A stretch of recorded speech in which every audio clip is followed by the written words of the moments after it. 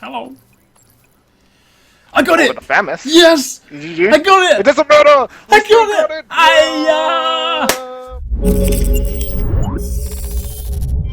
it! Yo, what's going on, guys? Arekkz here. Welcome back to another Division video. Hopefully you guys like that little intro there. That was from the end of today's live stream. I have been playing nothing but survival since survival and patch 1.5 went live in the hope of finding the urban MDR, which, if you guys have been following Division for a while, is what the blind rifle used to be. You guys might remember way back during E3 when we saw the underground for the first time. I did a few videos when I was out there at E3, one of which was showing you guys a lot of the new weapons, and back then the urban MDR was known as the blind battle rifle. It also had the talent distracted, which at the time made it so that your damage was increased by 100% against blind or deaf targets, which of course synergized very nicely with the also new at the time blind gear set, which of course, you know, every time you killed an enemy, it dropped a flashbang, made them blind, which of course worked very well together. So that was extremely exciting because that was the first time we'd ever seen a weapon that was specifically built around a gear set. However, as I'm sure a lot of you guys are very much aware, that never actually made it into the game until now. And it's now known as the Urban MDR.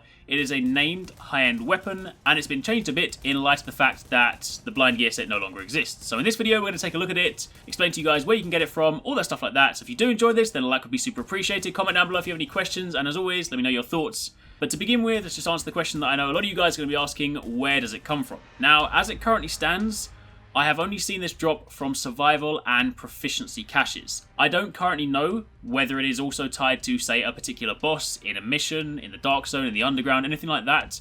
As it currently stands, I just know for a fact that this and all the other named high-end weapons, as well as all the other new weapons, just like the non-named versions, all of those have a chance to drop in survival caches and proficiency caches too. So I figured I might as well consolidate my efforts and just farm survival. That being said, do bear in mind you can get proficiency caches from the underground, other things like that, so perhaps one of the slightly more efficient ways to farm it would just be to, say, run underground on repeat to get proficiency caches, also underground caches. But as mentioned, I decided to focus on survival. I really enjoyed the game mode, and I thought, why not just kill two birds with one stone, have some fun, and get it in the process. And just to give you guys some context, I have been grinding for this thing ever since the PTS. I played loads of survival during the PTS, didn't get it, played loads of underground, and ever since this has gone live, I've also been playing it again, and today, I was on my final match. We died just before getting to the helicopter. I left loads of weapon caches behind. However, thankfully, because we got that far, I got 3 rewards, one of which was a survival cache, and I got it. So super lucky there. But anyway, that's enough of the story. Let's now take a look at the thing itself. So this is an assault rifle.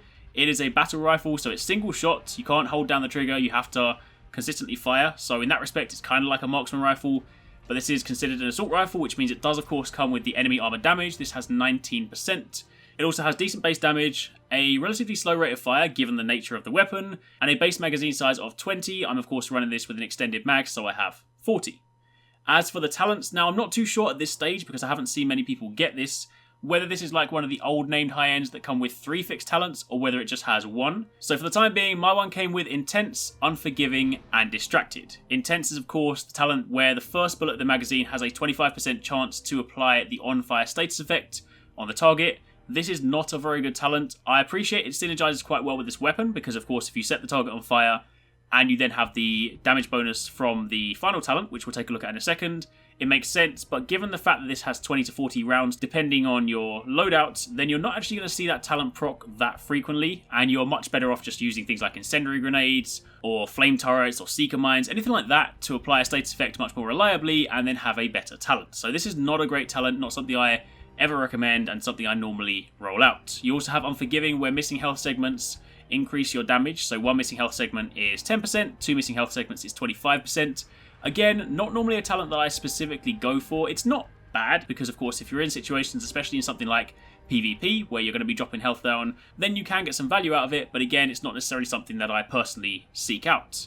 But the main event on this weapon, and the reason I wanted this, is because of the new Distracted talent. It now makes it so that your damage is increased by 10% against targets with status effects. Now, it's no longer tied to a particular status effect, so it's not like the previous blind rifle where it was blind and deaf. It is now just outright status effects. So status effects are things like shock, on fire, bleed, blind, anything like that. If the enemy has a status effect applied, which is normally denoted by a small square next to their life bar, that is then grounds for you to get your 10% damage increase. which of course means it goes very nicely with the build that I was already building pre 1.5, which was the Firecrest build. I am of course working to rebuild that now that the gear score has been increased. But for the purposes of this video, I have thrown on my old Firecrest build, so we're rocking 229 gear, so for the purposes of the gameplay as well, I'm also dropping down to World Tier 4, just because it makes more sense for my gear score. But this works really nicely with the Firecrest build, because of course the new Firecrest 4-piece means you also get a damage increase to targets that are on fire. So if you're running Firecrest with a turret, or a Seeker Mine with the Airburst mod, and you're setting targets on fire, then you're not only getting a damage boost from the Firecrest build, because of course your targets are on fire, you're also getting a damage boost from the Distracted talent because fire or on fire is a status effect. So there is some very nice synergy there. This would also work with, say, a Predator's Mark build, because of course Bleed is also considered a status effect, so you could also run this with Predator's Mark. But as mentioned, Firecrest is the one that I use a lot. I really enjoy using it. It's a hell of a lot of fun to play around with, so this weapon definitely goes nicely.